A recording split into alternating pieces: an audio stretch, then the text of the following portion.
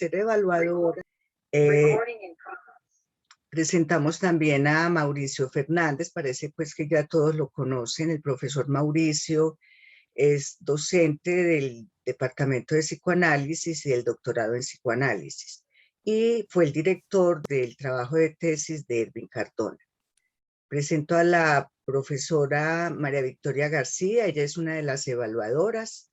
Igualmente a Alexandra Escobar, es la segunda evaluadora, y al profesor Fabio Velo, que es otro de los evaluadores. Entonces, la jornada va a tener la siguiente dinámica. El estudiante tiene 45 minutos para exponer los aspectos fundamentales de su trabajo de tesis. Luego tenemos media hora en la cual pueden intervenir los evaluadores del trabajo, señalando no solamente aspectos que quieran resaltar, sino también preguntas sobre la exposición del estudiante. Luego el estudiante dispone de media hora para hacer respuestas a las preguntas que le sean formuladas por parte de los evaluadores. Luego hay hay un periodo de un tiempo para que el director haga algunas consideraciones sobre la presentación y el trabajo. Y finalmente, si hay alguien del público que quiera hacer alguna pregunta o alguna anotación, también puede hacerlo. Al terminar esta jornada de trabajo, esta parte de la presentación, nos reunimos en otro link que les envié esta mañana, en una reunión con los evaluadores, con la profesora María Victoria, Alexandra y Fabio Velo. Nos reunimos Blanca Patiño, los evaluadores y yo, para evaluar lo que corresponde a los ítems de la sustentación. Dado que el estudiante sacó una buena nota en el 70% del texto, es probable que pueda tener una nota que le permita considerar la posibilidad de una distinción. Entonces es muy importante esta última reunión, porque ahí se saca el promedio final del trabajo, y sobre la nota resultante se mira o no si existe o no la posibilidad de una distinción, y sobre eso se discute los evaluadores y en este caso conmigo. Y luego volvemos a dar el resultado al estudiante. Esa es como la dinámica de la jornada. Entonces agradezco mucho a los profesores María Victoria García, Alexandra Escobar y Fabio Velo por haber aceptado este trabajo de evaluación. Debo reconocer y subrayar la disposición y la disciplina y el cumplimiento con los plazos otorgados, lo que es muy importante para el buen desarrollo del proceso de graduación del estudiante. Una vez más, agradezco a todos su presencia, y si no existe alguna inquietud sobre la dinámica de la jornada de trabajo, damos la palabra al estudiante, a Ervin.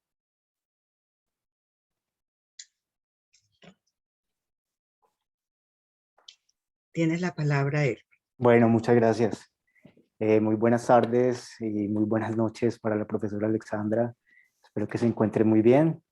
En primer lugar, quiero agradecer a la profesora María Victoria, a la profesora Alexandra y al profesor Fabio Velo por su lectura atenta de mi trabajo, por el tiempo que han dedicado a también realizar unas apreciaciones muy juiciosas y unas observaciones que han sido comunicadas en su primera evaluación. También agradezco a los compañeros, a los amigos y a los profesores que en este momento me están acompañando en este proceso. Voy a tratar a continuación de exponer motivaciones que llevaron a la producción de esta tesis, al mismo tiempo a explicar algunos de los pasos, propósitos, el método y las conclusiones de mi trabajo de investigación, con la esperanza de facilitar un poco más la comprensión, en virtud de este carácter más abreviado y panorámico, de algunos puntos que de pronto en la lectura extensa pues, pueden terminar siendo agobiantes. Y por otro lado también para tratar de traer a la memoria elementos necesarios para desarrollar el diálogo fructífero que espero entablar con ustedes después de la exposición. En primer lugar, hablaré de esas vivencias que motivaron el trabajo. Quiero comenzar mencionando varios hitos de mi historia personal y de mi país que marcaron la elaboración de mi tesis, pues los caminos del intelecto, como sabemos, no escapan a los destinos del inconsciente. El interés por el tema del niño como objeto de violencia me remite a noviembre de 2015, cuando el nacimiento de mi primer hijo parecía convocar a posteriori algo de lo infantil en mí. En el preciso momento en el que acudí a la clínica, las noticias del mediodía rememoraban los acontecimientos de la toma del Palacio, que también fue rememorada hace poco tiempo, ocurridos el 6 de noviembre de 1985. Con dichas imágenes evoqué un recuerdo de infancia en el que miraba sorprendido las imágenes televisadas del Palacio que ardía en llamas. La violencia contra los niños en Colombia, que según corroboran los datos, representa una de las cifras más altas en todo el mundo, parece estar asociada a los horrores de la guerra. Aunque la pregunta por los mecanismos psíquicos inconscientes que movilizan la violencia contra el niño había motivado mi búsqueda años atrás, con los acontecimientos mencionados, ella fue enmarcándose en las coordenadas de la guerra. Tanto las estadísticas sobre violencia contra los niños como algunas fotografías representativas y obras de arte así lo corroboran. En los informes de medicina legal que están viendo allí de los años 2016, 2017 y 2018, hallé 3 tipos de violencia recurrente contra los niños: homicidio, violencia sexual y violencia intrafamiliar.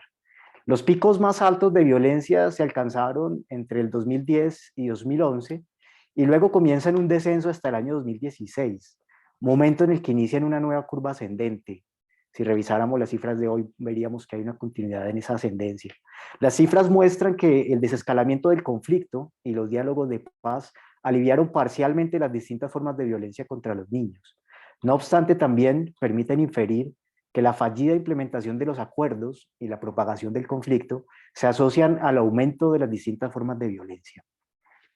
En general, los datos de violencia en Colombia son alarmantes comparados con el resto del mundo. Según informes como los de Save the Children, en Colombia 22,1 de cada 100.000 niños son asesinados cada año. Es una cifra muy alta si se la compara con 12 por cada 100.000 en Latinoamérica o con el promedio mundial, que es de 5 por cada 100.000. Mi curiosidad también se vio movilizada por hallazgos en el campo estético. Tanto en la fotografía como en la pintura me topé con testimonios de la violencia contra los niños.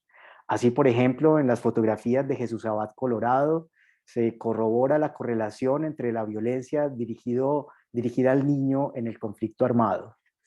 Lo cierto es que el fenómeno de la guerra se ha incrustado en la cultura y en el psiquismo de los colombianos.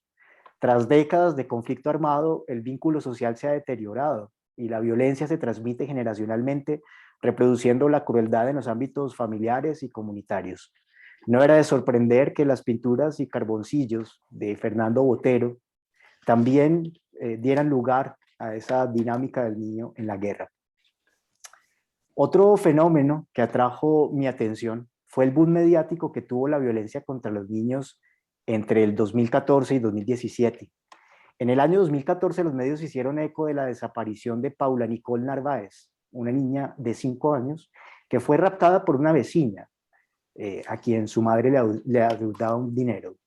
En 2015 causó conmoción el asesinato de los 4 niños Grimaldo a manos de sicarios contratados para desplazar a una familia en una disputa de tierras. Y en el año 2016 el asesinato de Juliana Zamborí puso a la vista la relación entre violencia sexual y homicida. La niña fue raptada, torturada y violada y posteriormente asesinada por Rafael Uribe Noguera, un hombre proveniente de una familia de clase alta de Bogotá. Otros casos en esta misma línea se registraron durante el 2017. El 22 de abril fue asesinada Sarita, de 3 años, quien fue torturada sistemáticamente por sus cuidadores. Medicina legal indicó que la pequeña tenía fracturas en el cráneo, un brazo roto y le habían mutilado la falange de uno de sus dedos. El 15 de septiembre de ese mismo año, la muerte de Miguel Ángel, de 2 años, en la Clínica Las Américas de Medellín, al parecer por asfixia, repetía estos hechos. Su cuerpo representaba signos de abuso y maltrato agudo, así como traumas con objetos contundentes y cortopunzantes en el cráneo, el cuello y la mandíbula. Este ensañamiento cruel mostraba que el niño, más allá de un simple valor erótico, deviene objeto de un desborde pulsional. Los informes estadísticos revisados sugieren que la violencia física y sexual dirigida al niño están correlacionadas. La mayoría de estas formas de violencia ocurren en el entorno familiar, es decir, que la agresión proviene de aquel que se supone debería protegerlo.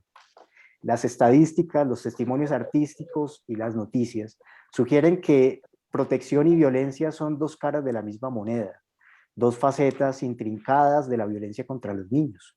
La violencia proviene del más íntimo y sin embargo no ha existido otra época en la historia con más prescripciones para el cuidado y la protección de la infancia. En este marco se construye entonces el propósito de la investigación. Frente a todos estos hechos que inmovilizan en la fascinación morbosa o en la conmoción horrorizada, me propuse una reflexión cuyos propósitos fundamentales fueran identificar entre los procesos psíquicos que organizan la relación adulto-niño aquellos que pueden determinar las diferentes modalidades de violencia contra la infancia y tratar de esclarecer desde una perspectiva psicoanalítica cómo las situaciones del conflicto armado inciden en dichas formas de relación. La lectura arqueológica de la obra freudiana que emprendí me permitió deslindar el concepto de lo infantil como un concepto fundamental para la comprensión de la sexualidad inconsciente y reconocerlo como el principal ingrediente que se comparte en la relación entre el adulto y el niño.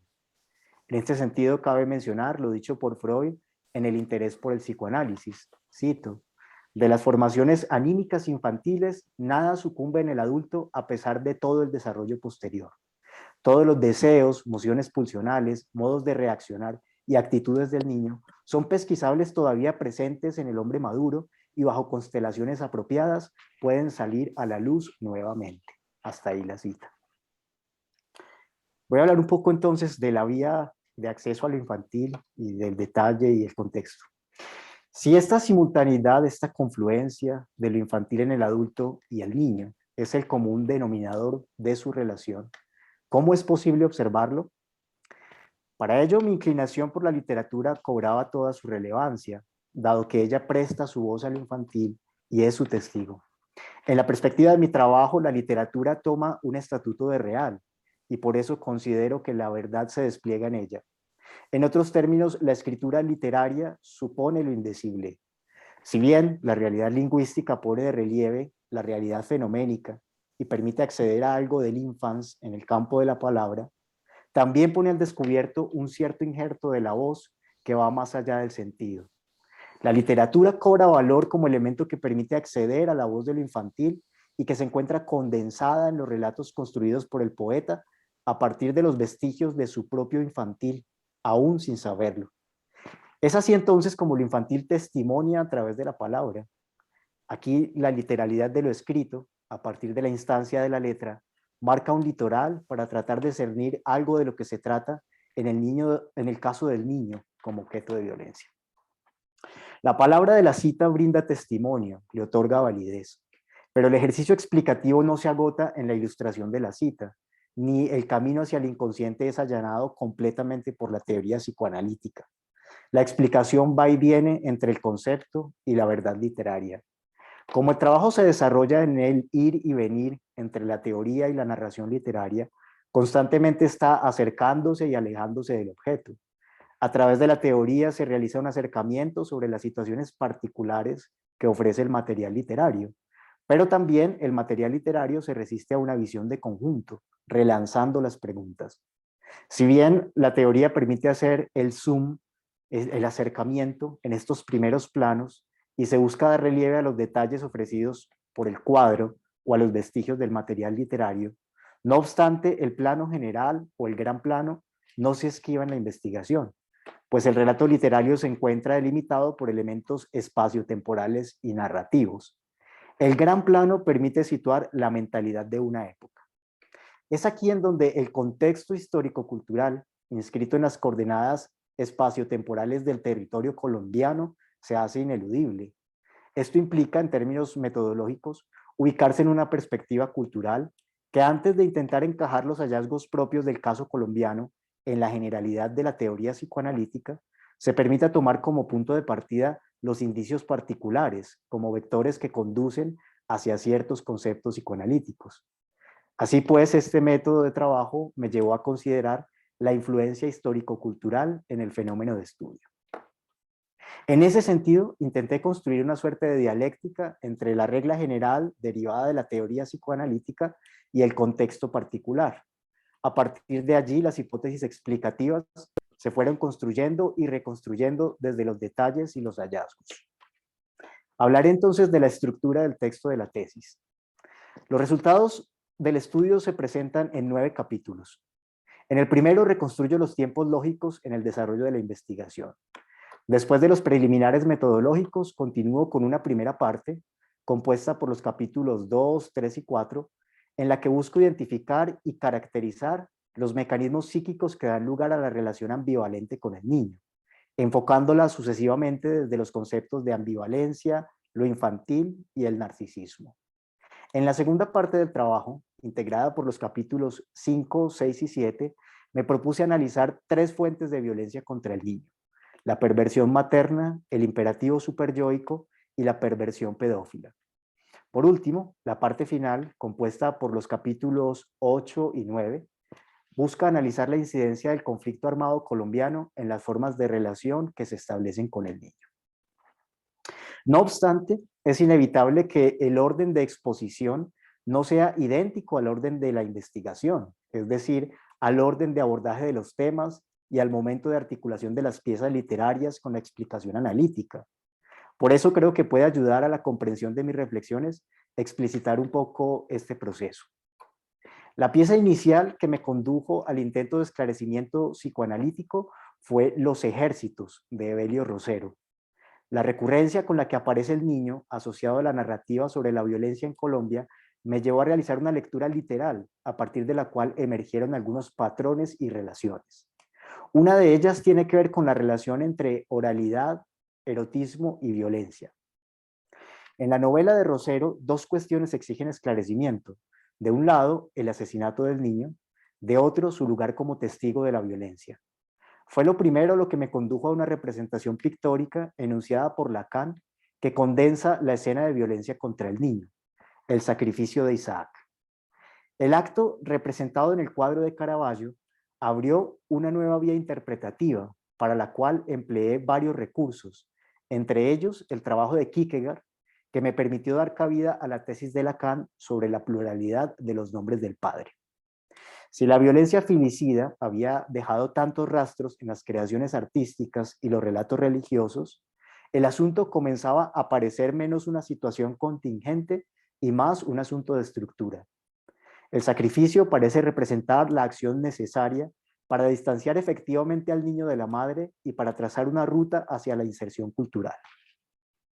Pero así como la violencia filicida proviene del más próximo, también la violencia sexual parece irrumpir con mayor frecuencia en los escenarios de cuidado y ternura. Fueron algunos de los escándalos suscitados por casos de violencia sexual contra los niños los que me condujeron al análisis de la pedofilia. La paradoja que emergía tenía que ver con 2 procesos que parecían estar conectados: infantolatría y pedofilia. Una vez más, la situación obligaba a poner el foco en la cultura. Esta vez no se trataba solo de un asunto estructural, sino de un asunto discursivo. Si bien la violencia sexual, al igual que el infanticidio, son transversales en la historia, la relación infantolatría y pedofilia parece estar más cercana a los valores de nuestra época. Lo cierto es que este análisis me permitió concluir que en la relación de ternura y protección se transmite también un erotismo inconsciente en el que el niño puede ser tomado como juguete erótico del adulto. De allí el valor de la cultura en la modulación de esta tendencia inconsciente. Al analizar el comportamiento pedófilo, emergía con mucha fuerza la relación de este con su madre y el papel que cumple el niño en sus fantasías eróticas. Esclarecer esta cuestión constituyó el siguiente paso que di en el encadenamiento de los vestigios. Fue así como transité hacia el análisis de la relación madre-hijo que, aunque estructural, está sujeta también a las modulaciones culturales. Es precisamente esto último lo que permitió presentar la tesis de la maternalización del lazo social como un intento de explicar parte del aparente desarreglo en las relaciones adulto-niño. Pero esta cuestión me llevó a hacer un amplio recorrido conceptual, pues en ella confluye todo el psiquismo inconsciente del proceso de subjetivación y el andamiaje conceptual más fuerte del psicoanálisis. Enfrentarse con la relación madre-hijo implica vérselas con el elemento nuclear de las neurosis y por tanto con el sostén ideológico del psicoanálisis, y teórico, perdón. Este momento de la elaboración constituyó el tiempo para comprender. El trabajo más arduo de la investigación lo realicé en esta fase, la cual me implicó un ejercicio arqueológico sobre el concepto de lo infantil, el narcisismo, el complejo de Edipo y el superyo. El último vestigio o cabo de madeja, aunque no parecía desprenderse del encadenamiento anterior, se presentaba como un punto obligado de retorno sobre aquello que había motivado el desarrollo de la investigación. Pues si estas formas de violencia y su relación con el erotismo habían aparecido en el relato de los ejércitos, era necesario explorar la beta de la guerra en Colombia.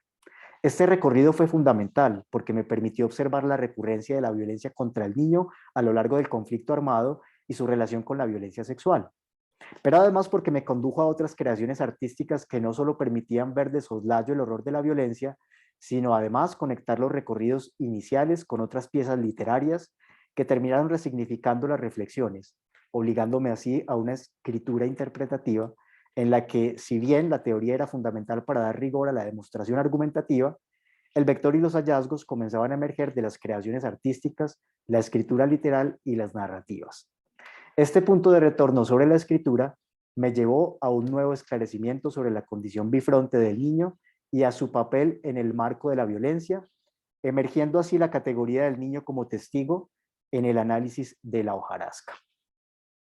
Así pues, el examen literal de los relatos literarios me permitió encontrar una serie de recurrencias, repeticiones, condensaciones y desplazamientos, la cual resalta como punto virtual o punto de guía, como en una danza, hacia diferentes atisbos.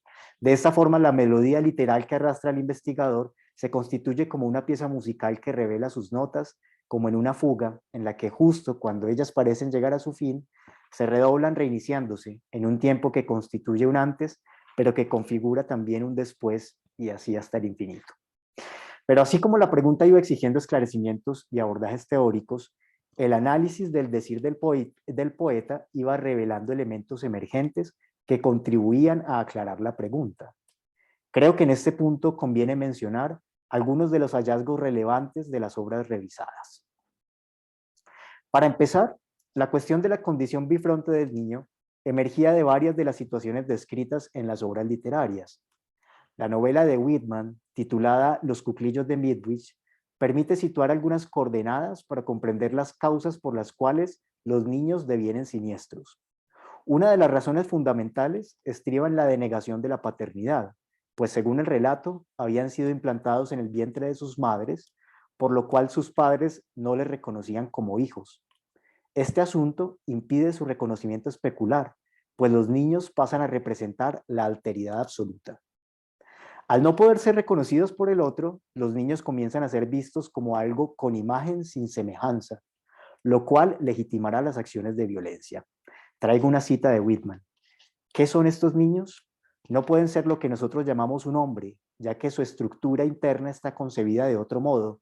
Su semejanza lo es con algo distinto. Poseen la apariencia del género Homo, pero no su naturaleza. Y puesto que son de otro género y que el asesinato consiste, por definición, en matar a una persona de su propia especie, el hecho para nosotros de matar a uno de ellos ¿es realmente un asesinato? Hasta ahí la cita. Por otra parte, la relación entre el adulto y el niño parecía señalar que algo íntimo que movilizaba las acciones violentas se encontraba en dicha relación. Estos asuntos se me fueron revelando a partir de El verdadero barba azul, texto de Bataille, en el que los rasgos infantiles de Gilles de Rais saltan a la vista. Traigo una cita de Bataille. A pesar de que aquel monstruo fue realmente el monstruo de leyenda, el barba azul de aquellos campos en los que por las noches las ruinas de las murallas y de las torres feudales infundían espanto, se nos aparece como un niño. Reis se dedicaba al juego y al derroche. Tenía que divertirse libremente, como los niños. Los niños, liberados de sus deberes, se divierten. Hasta ahí la cita. De Reis se emparenta tanto con el soberano como con el niño, en cuanto puede transgredir los límites morales y cometer un crimen sin que constituya delito. Traigo otra cita de Bataille. Desconocía la prudencia y parecía estar a merced de impulsos que la reflexión no controlaba. Su actitud en el proceso correspondió a esas brusquedades pueriles. Insisto, era un niño, pero aquel niño dispuso de una forma que le pareció inagotable, de un poder casi absoluto. En principio, el infantilismo tiene pocas posibilidades, pero el infantilismo de Gilles de Rais, gracias a su fortuna y a su poder, tuvo ante sí trágicas posibilidades. En sus crímenes, Giles no fue en efecto hasta el final, sino el niño que en el fondo era profundamente. Hasta ahí la cita. Gilles de Rais parecía señalar una relación íntima entre la víctima y el victimario, pero los crímenes de Rais eran a la vez crímenes sexuales. La víctima representaba el desvalimiento y el desamparo, pero también el carácter sacro, pues uno de los atributos fundamentales para su elección tenía que ver con la voz angelical. Fue este indicio el que me sugirió una relación estrecha entre lo infantil, la voz y el superyo. Los Divinos, de Laura Restrepo, escrito a propósito del asesinato de Juliana Zamboni, también remite al rasgo infantil del agresor. La novela relata la historia de 5 jóvenes de clase alta que construyeron una hermandad llamada los Tutti Frutti. Los Divinos son niños bien, hijos de papi y mami, que a pesar de los años parecen no haber crecido. Es por eso que en el relato son nombrados como adulto niños. Como lo expresa Hobbit, uno de los personajes que narra la historia, cito, apenas niños grandes, tanto hoy como ayer, adultos infantilizados. La inmadurez nos une y nos vincula a una marca transnacional. Somos la generación que se niega a crecer. Hasta ahí la cita. Los divinos representan al monstruo moral de nuestra época. El crimen de Juliana Zamboni permite observar una violencia incrustada en las instituciones. Es por eso que el acto pedófilo no es un hecho aislado. Hay detrás toda una red que opera desde los niveles inferiores del tráfico sexual y la venta de niños hasta el consumo selectivo de este tipo de actividades sexuales por parte de la élite. Cuando Laura Restrepo se pregunta por qué escoge a la niña, aparece cierta respuesta incómoda. Cito, la escoge a ella, a la niña, precisamente por ser la criatura más indefensa del universo, lo más vulnerable, precisamente por eso. En contraposición a ella, él vuelve a ser Dios. Hasta ahí la cita.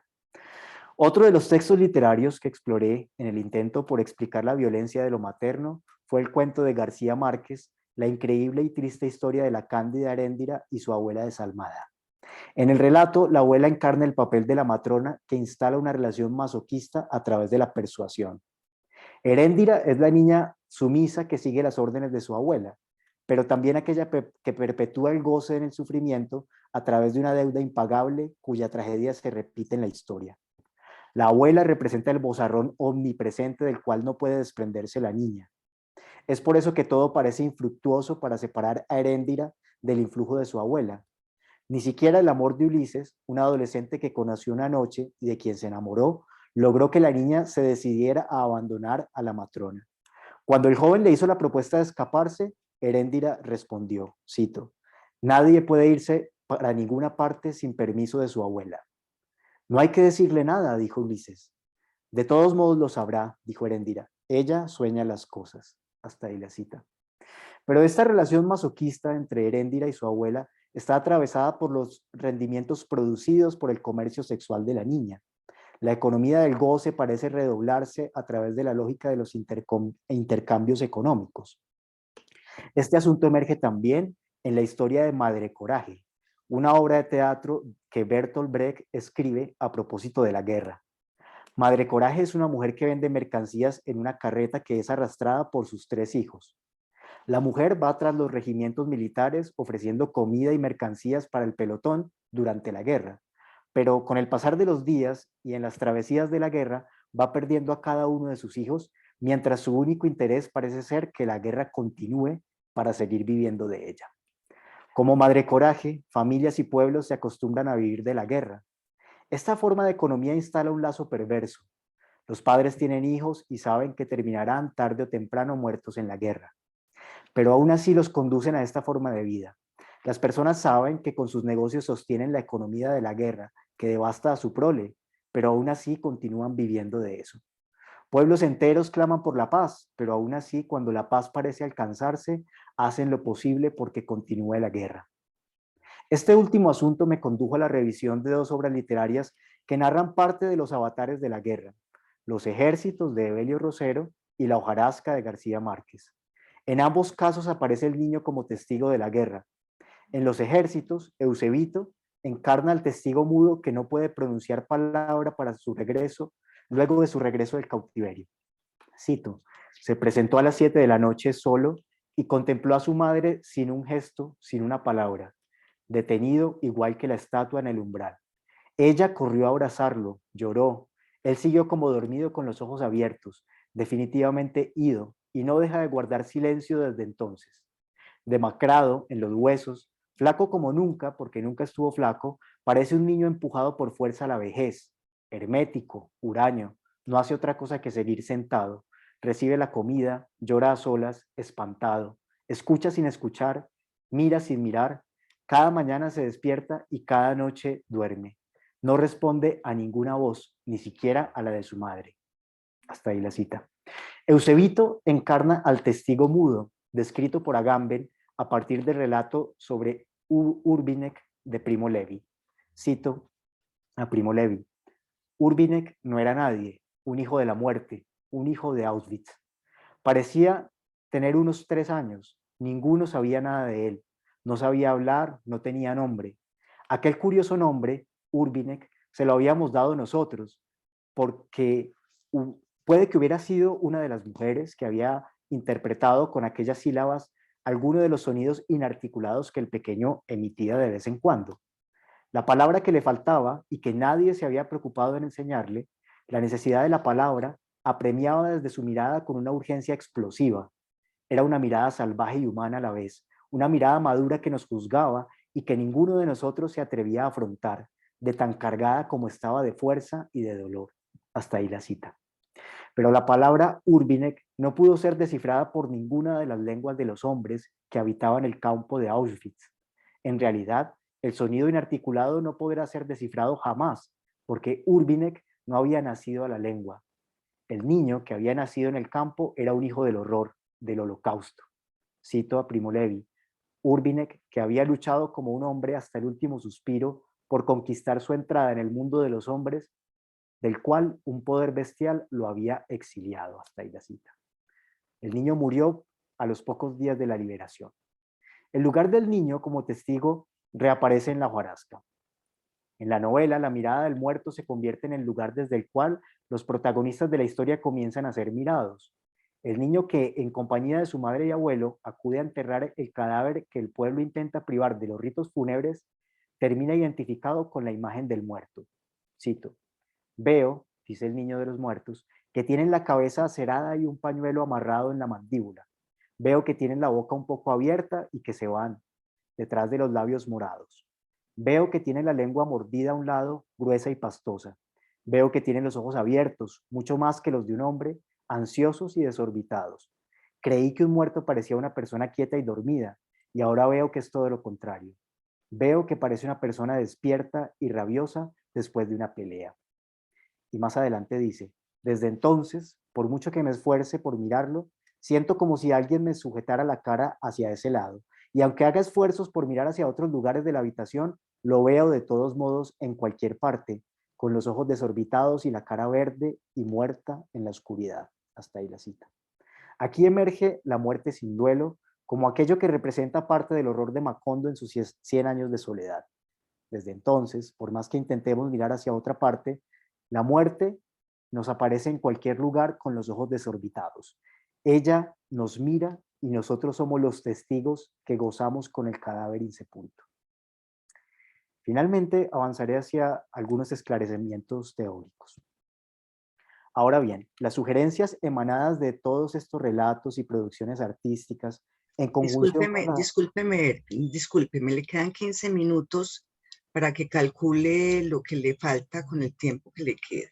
¿De acuerdo? Perfecto, muchas Discúlpeme la gracias. interrupción. No problema, gracias.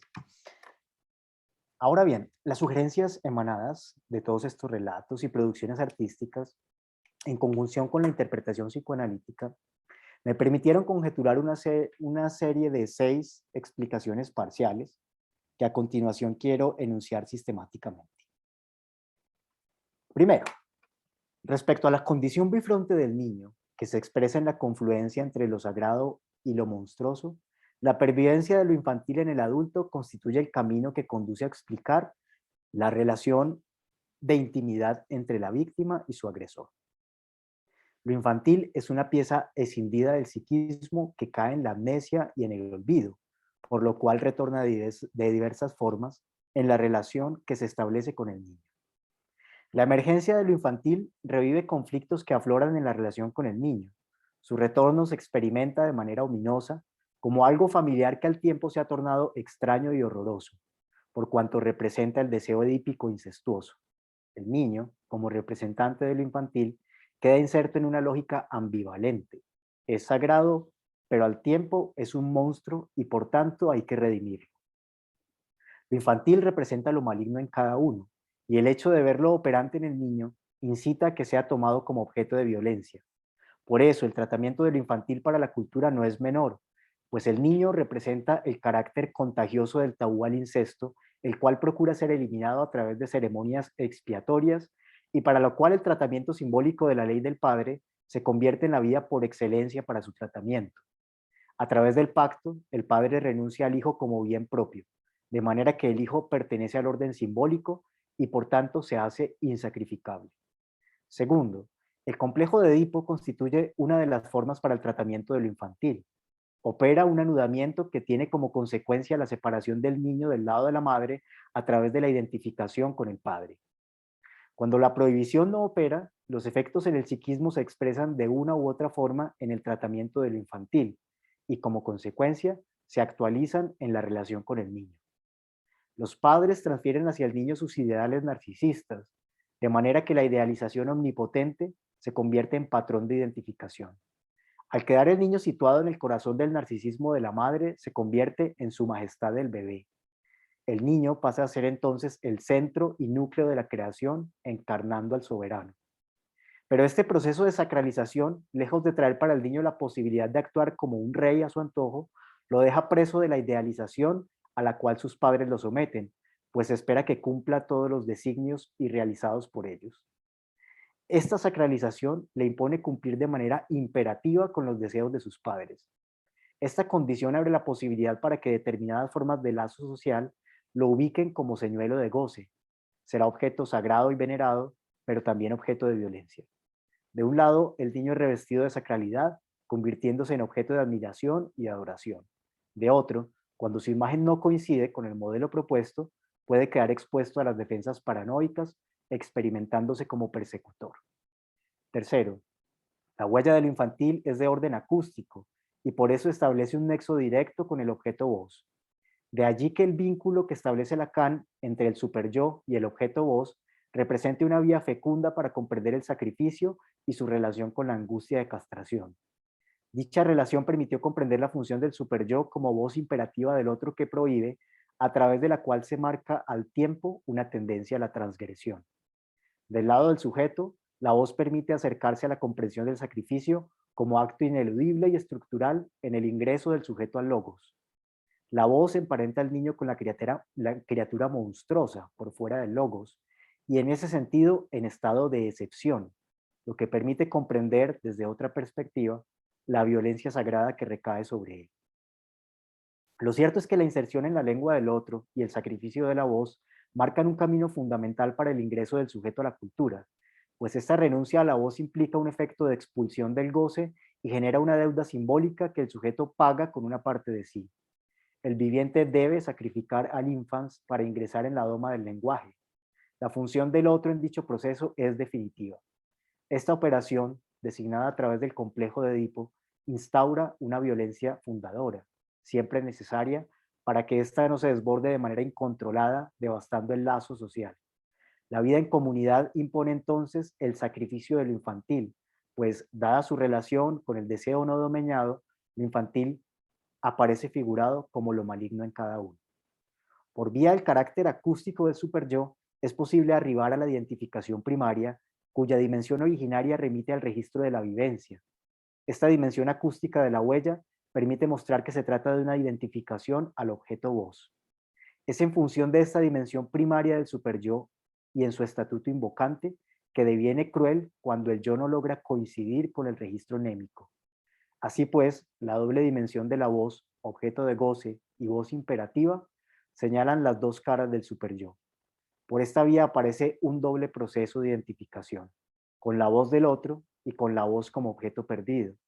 Esta dimensión de pérdida es significada a través de la castración, pero al tiempo esta pérdida intenta ser compensada a través de la incorporación de la voz por otras vías. La idealización del niño constituye uno de los caminos para lograrlo. En ese sentido, la función de la identificación paterna es tratar de apaciguar hasta cierto punto el carácter devorador de esta dimensión originaria del superyo.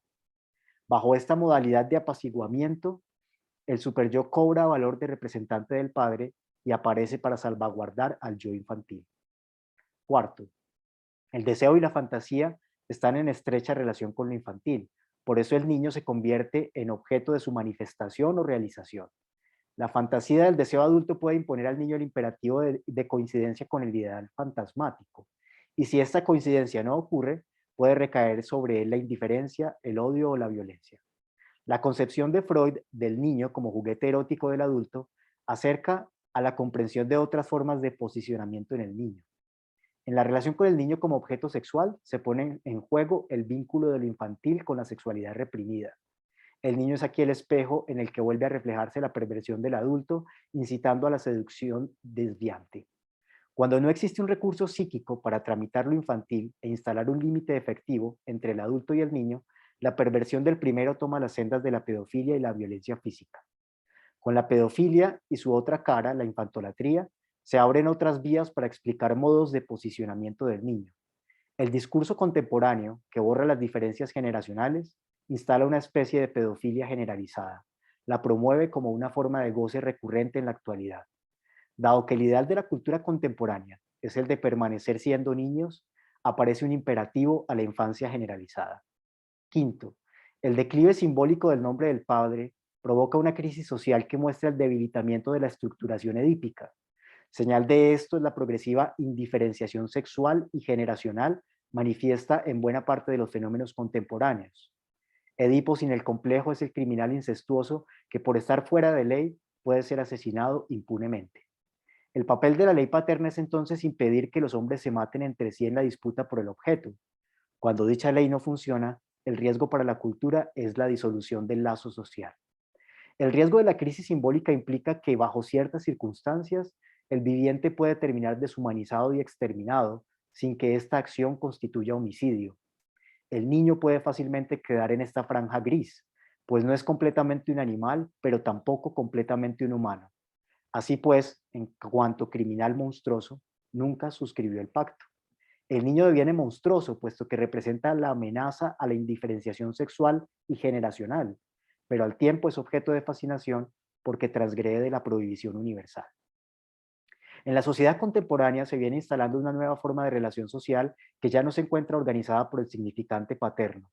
Se configura así una padreversión de la madre que ha dado lugar a la hipótesis sobre la maternalización del lazo social. En este caso, el niño juega un papel fundamental, pues se sitúa como síntoma de la familia, además de que realiza la presencia del objeto A del fantasma. Por ese camino, el niño se entroniza como el objeto que colma a la madre y queda sujeto a una doble dimensión. Objeto idealizado por la madre, divino niño, pero también objeto de goce, objeto de violencia, objeto de desecho. La madre porta a su hijo como una parte inseparable de sí misma y por tanto lo deja expuesto a la reintegración incestuosa. Este vínculo remite a una figura de partogénesis que reniega la diferencia sexual en cuanto introduce la imagen de una madre fálica que puede autorreproducirse sin necesidad del padre. En una sociedad que promueve el goce sin límites, la generalización de la infancia parece convertirse en la vía por excelencia para promover el goce. Aquí, a través de la cultura del mercado, la imagen del niño se convierte en el prototipo que lo encarna. Así pues, aunque el niño es juguete erótico del adulto, cuando no existen las modulaciones culturales para su tratamiento, la violencia sexual encuentra un escenario para su manifestación. Por eso, en la sociedad contemporánea, lejos de tratarse de una práctica de unos perversos aislados, la pedofilia esconde un gusto sexual generalizado por los niños, para el cual el mercado parece haber organizado todo un sistema de consumo. Sexto y último, en los escenarios de conflicto armado, la economía pulsional parece terminar enganchada en la economía de la guerra. En Colombia, los altos índices de violencia contra los niños no pueden comprenderse por fuera de la dinámica de la guerra. La actuación beligerante del Estado contra sus ciudadanos en el contexto del conflicto armado interno le hizo perder legitimidad, impidiéndole así su función mediadora de los vínculos sociales. Es por eso que la guerra en Colombia parece realizar la fantasía de devoración de los hijos por sus propios padres. Al perpetuarse la violencia armada, generaciones enteras se hicieron herederas de la guerra. La violencia se naturalizó y se transmitió culturalmente, convirtiéndose en una forma de goce. La violencia de la guerra, padecida por el niño, deja marcas profundas en el psiquismo. La violencia continua, repetida, en un conflicto de larga duración, se transmite generacionalmente, de manera que quienes sobreviven padecen la imposibilidad de realizar el duelo por los muertos. Muchas gracias por su escucha. Muchas gracias, Servin, por tu presentación justo a tiempo. Muy bien, doy la palabra a los profesores evaluadores, el profesor Fabio Velo, la profesora Alexandra Escobar y la profesora María Victoria García, por si tienen comentarios o preguntas sobre el trabajo de Ervin y sobre su presentación.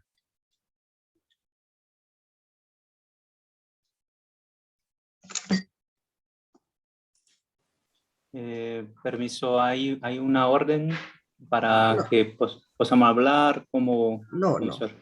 En ¿No? este momento ustedes tienen la palabra, ustedes pueden interlocutar con el estudiante, hacerle Perfecto. preguntas o comentarios sobre el trabajo. Esta es media hora para ustedes. Perfecto. Bien. Bien. Dejo a las profesoras primero, por favor.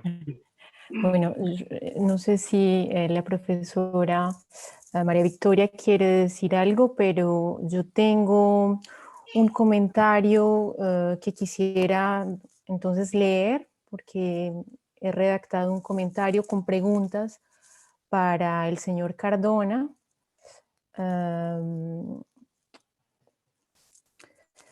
Bueno, primero que todo es felicitarlo al señor Eduardo Cardona Quiteán por sustentar su tesis dirigida por el profesor Mauricio Arcila Fernández.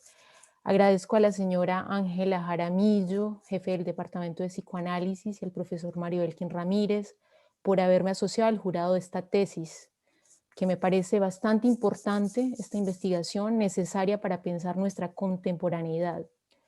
Las referencias de dicho trabajo son consolidadas científicamente, lo cual le da una importante apertura teórica. Esta apertura se sustenta a partir de diferentes orientaciones. El autor toma en cuenta el interés que presenta cada una de ellas. Esta apertura no impide la elección clara y argumentada por la orientación psicoanalítica, que en este caso se apoya principalmente en Freud. A partir de la pregunta de investigación en torno al niño como objeto de violencia, el señor Cardona Quiteán analiza las modalidades más recurrentes de violencia contra el niño, a saber, el homicidio, la violencia intrafamiliar y el abuso sexual. La crueldad manifiesta en estos actos nos muestra, de acuerdo al planteamiento del señor Cardona, que el niño toma más que un valor erótico, yo lo cito, y señala el lugar que ocupa como objeto de un desborde pulsional. Surge entonces una pregunta epistemológica en este sentido, teniendo en cuenta lo que él dice en su tesis, si las condiciones de prematuridad y de dependencia predisponen al niño a un lugar de objeto, teniendo en cuenta que se le puede ubicar como objeto de deseo o de goce, como diríamos con Lacan, ¿cómo pensar en esta lógica la transición entre el niño objeto, entonces desde la violencia ejercida por el otro hacia él, y el niño sujeto? Sería una pregunta. En esta tesis también se exponen y analizan los mecanismos psíquicos que dan lugar a la relación ambivalente con el niño, a partir de conceptos como ambivalencia infantil y narcisismo. Dicha relación de ambivalencia comporta la pareja de binarios protección y violencia, que para mí se situarían en un registro similar a los pares sacralidad y horror o infantolatría y pedofilia. Si la protección se piensa como un aspecto mayoritariamente positivo, ¿qué ocurre? Y también sería otra pregunta, cuando esta es llevada al exceso. sin tener en cuenta las necesidades del niño. ¿No habría allí una paradoja en cuanto al objetivo de protección que pueda acarrear implícitamente cierta violencia? ¿La protección a toda costa no atentaría también contra el niño? Es como, ¿cierto?, una pregunta que daría lugar a varias respuestas. El señor Cardona, usted puede elegir desde dónde quiere abordar esta pregunta que le hago. El título de la tesis, ¿cierto?, para mí comporta un equívoco en el cual el niño puede pensarse como el sujeto creador, como quien puede crear a partir de la violencia de la que él fue el objeto. Interesante pensar esto a partir de los niños que participaron en la guerra, ya sea como víctimas o como agresores. ¿Cómo hacer de esa violencia otra cosa que la violencia misma? Porque en alguna parte de la tesis, usted citando a Falsborda, dice que precisamente los colombianos somos hijos de la violencia. Entonces es precisamente que, cómo pensar esta cuestión de esa perpetuidad de la violencia, que en algún punto, es decir, puede pararse también. No todos siguen esta lógica y esta transmisión, aunque, cierto, usted sostiene la tesis que es generacional.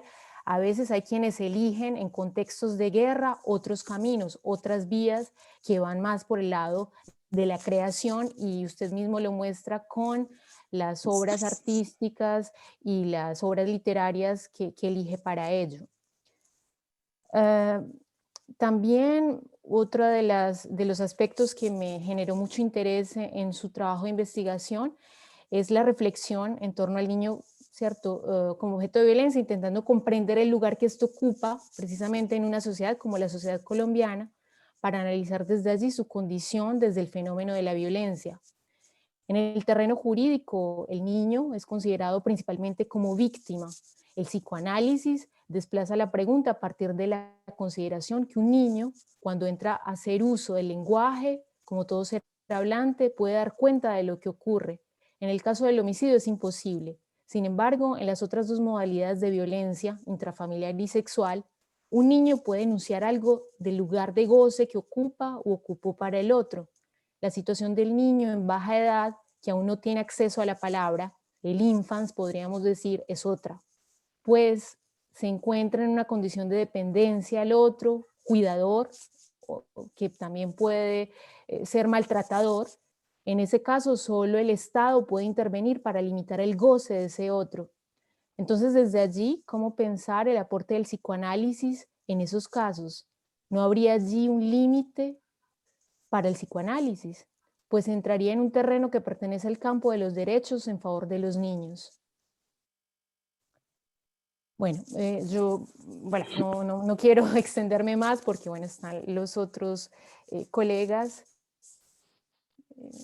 Habrían varias preguntas, pero el señor Cardona puede elegir la que desea, no tiene que responder a todas.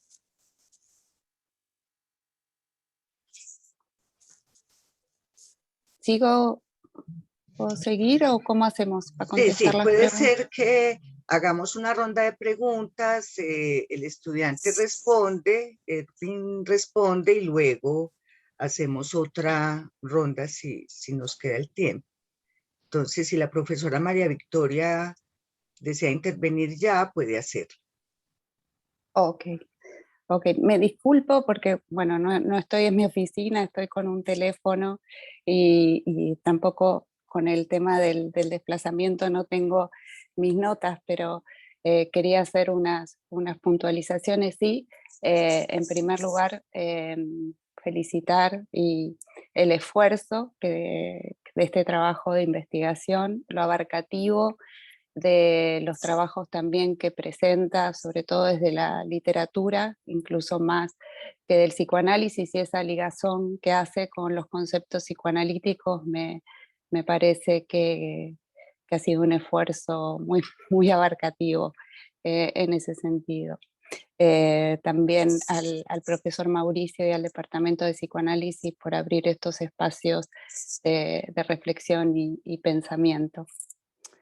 El tema de trabajo me parece que es fundamental hoy abordarlo desde todas las perspectivas, pero especialmente desde la teoría psicoanalítica, en un momento en que el ordenamiento, la mirada hacia el trastorno de lo infantil es, casi diríamos también, muy abarcativa y rígida.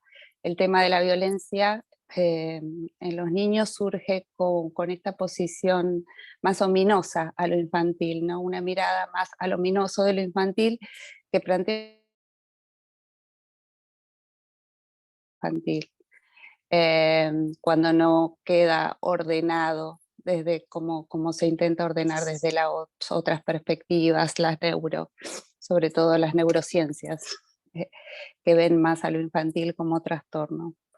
Desde ahí, me parece, lo que se plantea en esta investigación, la protección y la violencia como dos caras de la misma moneda, me parece que también se podría pensar, o cómo se podría pensar, me pregunto, la indiferenciación o no entre la protección y el cuidado, ¿no? Porque una cosa son los cuidados y otra cosa la protección, pero cuando eso no se, cuando y sobre todo si se habla de maternalización del lazo social, hay de la violencia en los dos, se indiferencian protección y cuidado y también aparecen los dos de la violencia. Porque está la pregunta por el tema entonces de cómo un niño se hace un cuerpo hoy, ¿no? Cuando el desborde pulsional se encuentra con los desbordes del otro, ya sea para ordenarlo, para que tomen una cierta dirección, o que también pueden ser violentas o directamente desde la violencia. A mí lo que me resultó muy interesante en este trabajo es la elección del método de investigación, la elección de la literatura y la pregunta que plantea en este estado de situación hoy sobre la sublimación y qué diferencia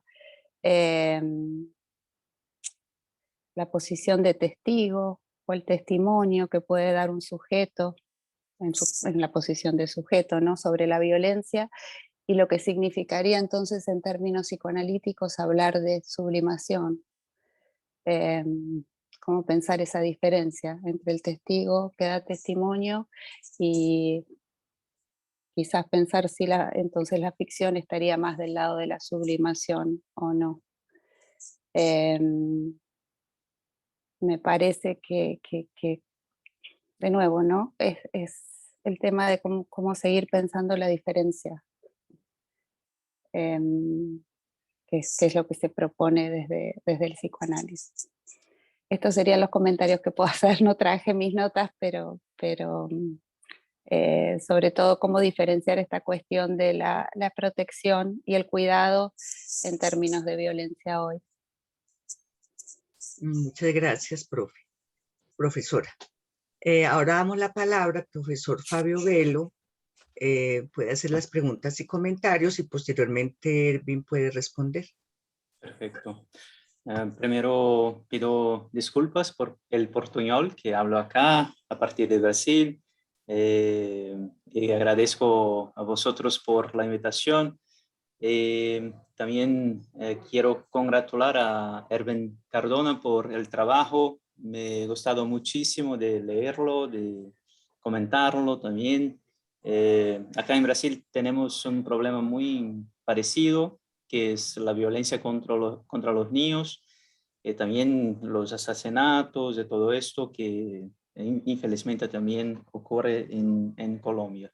O sea, un tema muy importante es que la psicoanálisis, al analizar y interpretar ese fenómeno es muy, muy importante. Entonces, te congratulo por la iniciativa, es muy importante que discutamos eso. Tengo varias preguntas, pero aprovecharé las cuestiones que las profesoras han puesto, porque también coinciden con algunas de que he hecho acá. La primera es que me pareció, Erwin Cardona, que hay una tesis propuesta que es por ejemplo, a la página 265, en la cual dice que lo infantil representa lo maligno en cada uno. Y el hecho de verlo operante en el niño incita a que ese sea tomado como objeto de violencia. Esta es la tesis, esa es su tesis, si puedo decir, el núcleo mismo de su tesis. Una buena tesis con la cual concordo, estoy de acuerdo, pero hay también, como Alejandra dice, como María Victoria también me parece sugirió, un otro lado, el niño que puede protegerse y también el adulto que puede proteger el adulto. Porque ciertamente no son todos los niños de Colombia o en situación de guerra que son así vistos como un infantil maligno. El infantil, recordemos, es también la fuente misma de la creatividad, del jugar, del sueño. Entonces, lo infantil es también el núcleo mismo del inconsciente en cuanto también pulsiones de vida, pulsiones sexuales de vida, como dice Laplanche. Pues me preguntaría, por ejemplo, sobre los mecanismos psíquicos que los niños utilizan o podrían utilizar para sobrevivir. Identificación con el agresor, cuáles son las relaciones posibles en la guerra o en situación de tensión, como en Colombia, acá en Brasil también, en las cuales estas relaciones con los padres, los cuidadores, podrían hacer con que estas operaciones psíquicas de cuidado y de contrapunto a la violencia se establezcan. Entonces, es una de las preguntas que te haría. Después, en la próxima rodada, no sé si rodada existe en español, en la próxima Ronda, vez. la próxima ronda. En la próxima ronda te digo, te hago un poco más de cuestiones, pero te parabenizo, es una tesis buena, está bien escrita. Fue un método, Erwin, quiero comentar esto, un método que llamé en mi parecer escrito, un método peripatético, como Aristóteles lo llama, que pasea por varias vías, varios cantos, va la literatura, el cine, la película, la poesía, nos lleva y nos conduce para muchos lugares, este método peripatético que es una manera de que Aristóteles llama que andaba con los alumnos, mostraba y conversaba y pensaba en cuánto andaba, este peripatéticos, que andar caminando y pensando. Entonces, me pareció que su tesis tiene ese método y me gustó mucho, me encantó conocer las novelas de Márquez que ha citado, que no conocía, y también la novela, el cuento de Cuchilli, ¿cómo se llama el pájaro que pone el huevo? No es cuchillo. Cuquillos, esto. Me encantó la novela, también lo conocí. Entonces, muchas cosas que he aportado para la análisis. Entonces, me encantó. Gracias. Gracias a usted, profe. Erwin, tienes la palabra. Bueno, muchas gracias por sus comentarios y por sus preguntas, que son unas líneas muy importantes para continuar el desarrollo seguramente de la pregunta. Realmente hay unos elementos pues, en común en las discusiones que se proponen.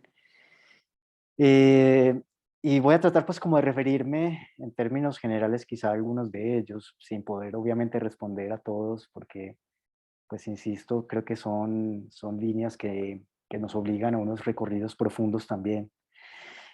Definitivamente hay una franja ahí tenue entre el tema de la protección y la violencia que nos remite a esa posibilidad de que, como lo decía la profesora Alexandra, se pase fácilmente en el mismo ejercicio de protección o sobreprotección, como se llama a veces, a una forma que también podría llegar a ser una forma de violencia contra el niño.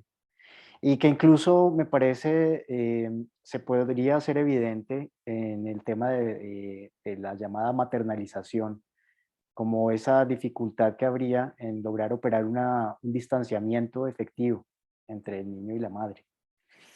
Y creo que ahí es en donde hay como un asunto central que tiene que ver también con la primera pregunta de la profesora Alexandra sobre ese paso del niño objeto al niño sujeto. Es decir, me parece que hay un asunto cultural que es muy importante allí y que el psicoanálisis pues se ha ocupado de ello, y es tratar de entender cómo ese proceso de separación del sujeto pues constituye un paso fundamental para la integración del mismo en la cultura. Y pareciera que en ocasiones, algunos casos de violencia, sin que todos ellos puedan encerrarse en esa lógica, pero algunos casos de violencia tienen que ver con esa dificultad de operar ese proceso de separación efectiva. Pero desde luego ahí viene un asunto que es muy importante y es, la profesora Alexandra mencionaba también el tema, digamos, jurídico, el tema del discurso jurídico. Y lo que esto genera como efecto en la configuración del niño en las sociedades contemporáneas. Es decir, el niño se concibe como un sujeto de derechos y eso también trae unas implicaciones importantes. Inclusive desde esa misma perspectiva jurídica, el niño es concebido más como una víctima, como lo mencionaba la profesora Alexandra, lo que hace difícil en ocasiones, bajo ciertas circunstancias, que se asuman responsabilidades por parte del niño, como el trabajo que se ha hecho aquí mismo en Colombia, en la Universidad de Antioquia, inclusive sobre el niño homicida. Entonces, em, creo que ese mismo discurso del niño como sujeto de derechos, si bien ha instalado unos marcos de protección para determinadas circunstancias, mm, también se ha convertido en una suerte de discurso que dificulta inclusive en ocasiones ese mismo paso a la responsabilidad, es decir, ese mismo paso del niño objeto al niño sujeto. Em, que en un contexto como el nuestro, en donde el tema de la victimización no tiene solo que ver con la violencia dirigida a los niños, sino también a distintas personas y poblaciones, hace que esos pasos de poder avanzar hacia un proceso, digamos, de reparación, de sublimación inclusive, o de reparación a través de la sublimación, sea un tanto complejo en ocasiones. Y coincido precisamente en que el asunto central ahí podría ser el tema de la sublimación, algo que también la profesora María Victoria menciona. Es decir, creo que esa es una beta muy importante y creo que el psicoanálisis tiene muchos elementos para aportar allí.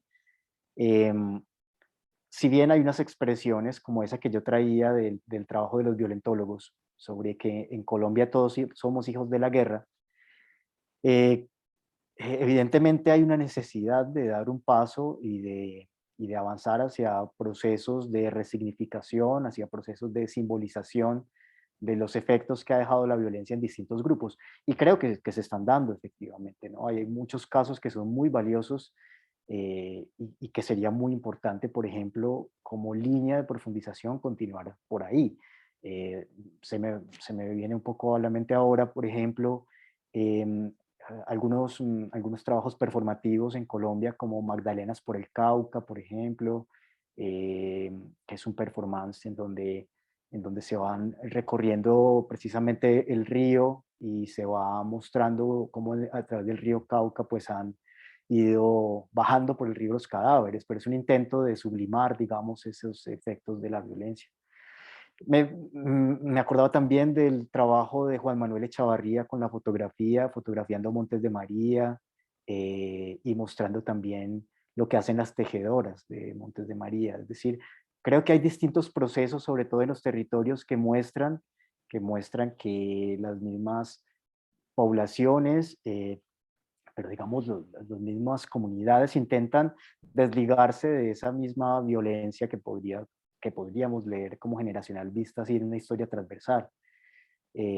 O recientemente, por ejemplo, una referencia que recibí hace poco de Oscar Murillo, es un artista plástico, tiene una exposición muy interesante ahorita en la Universidad Nacional, y parte de su exposición tiene que ver también con la violencia dirigida a los niños. Es decir, él tomó algunas pinturas de los niños y sobre ellas reescribió, o sobre ellas, diríamos, tachó, ¿cierto? Pero como intento un poco demostrar también ese efecto violento sobre los niños, además, porque ahí también recordaba parte del comentario del profesor Velo, en su comentario escrito, cuando hablaba de la interseccionalidad, digamos, de la importancia de tener en cuenta que estas violencias se dirigen especialmente contra unas poblaciones, ¿cierto?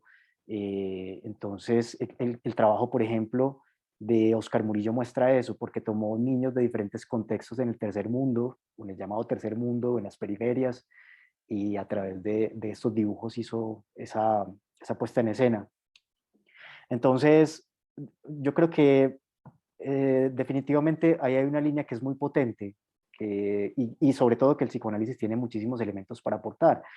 Hay trabajos que también pues, se han desarrollado con el Centro Nacional de Memoria Histórica, quizá en años anteriores, pues cuando había como otra dirección, y en los cuales también ha participado activamente la Universidad Nacional, como propiciando esos espacios de sublimación, de escritura, de resignificación. Yo creo que ahí hay un trabajo que realmente hay que continuar profundizando, y creo que hay también un llamado al psicoanálisis a involucrarse, y a quienes pues tratamos de construir algo de investigación del psicoanálisis a involucrarnos más activamente en esos procesos.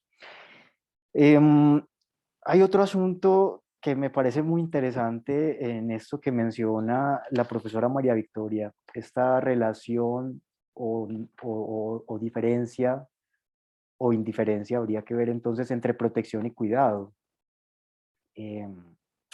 A mí me llama la atención eso porque, digamos, en el punto en el que yo trato de mostrar esa ambivalencia está situada en esa línea entre protección y violencia, pero esa protección me parece que está muy atravesada por el discurso de los derechos, por el marco jurídico que mencionaba la profesora Alexandra. O sea, es así un poco como se ha adoptado. Pero me parece que en términos de las prácticas del cuidado y de las implicaciones que tiene el cuidado, en términos ya más profundos e inclusive filosóficos, creo que sería importante generar unas distinciones. Es decir, yo creo que ahí es en donde no podríamos, como lo decían ustedes, creo que el profesor Velo también lo mencionaba, no podríamos encajar entonces todas las relaciones con el niño como unas relaciones que conducen hacia esas formas de violencia. Es decir, hay relaciones con el niño que estarían un poco más en el orden del cuidado. Digamos, de esas prácticas del cuidado, quizá se me ocurre un poco como han sido pensadas incluso por Foucault, digamos, en sus trabajos sobre el cuidado de sí y de los otros, y bueno, otros trabajos relacionados con ese mismo asunto. Creo que por ahí evidentemente es necesario también avanzar, es decir, que también hay un trabajo importante que desarrollar con las familias y con los padres, para tratar de que esas fantasías que inconscientemente pueden llegar a aparecer en relación con el niño, pues quizá tengan otros trámites distintos.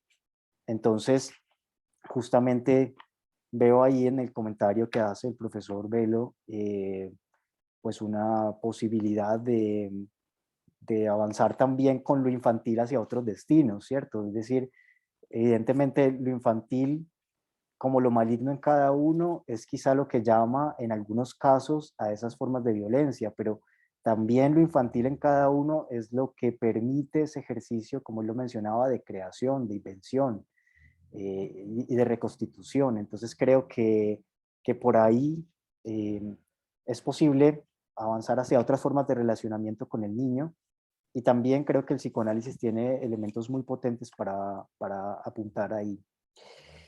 Definitivamente creo que el tema de el testigo y la sublimación, como lo proponía la profesora María Victoria, es decir, de poder avanzar o pasar del testigo hacia la sublimación, es central.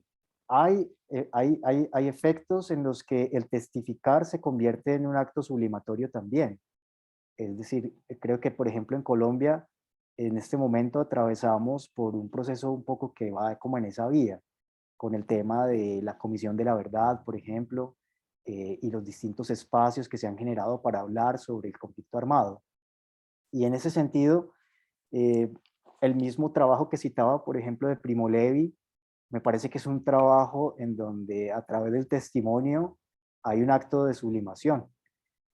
Entonces, ahí nuevamente se abre un campo en el que la palabra se convierte en ese eje central para poder dar lugar a ese ejercicio de sublimación y a la posibilidad quizá que, de que no únicamente nos quedemos en el campo del testigo mudo, por ejemplo, como en las citas que traía con Evelio Rosero o con Primo Levi, o del testigo integral, que para Agamben es el que sucumbe en el campo, sino precisamente a estas formas de poder testificar a través de la palabra y generar formas también de reparación, de reconstitución del lazo, que en nuestro caso, al menos por el conflicto armado, pues son muy urgentes.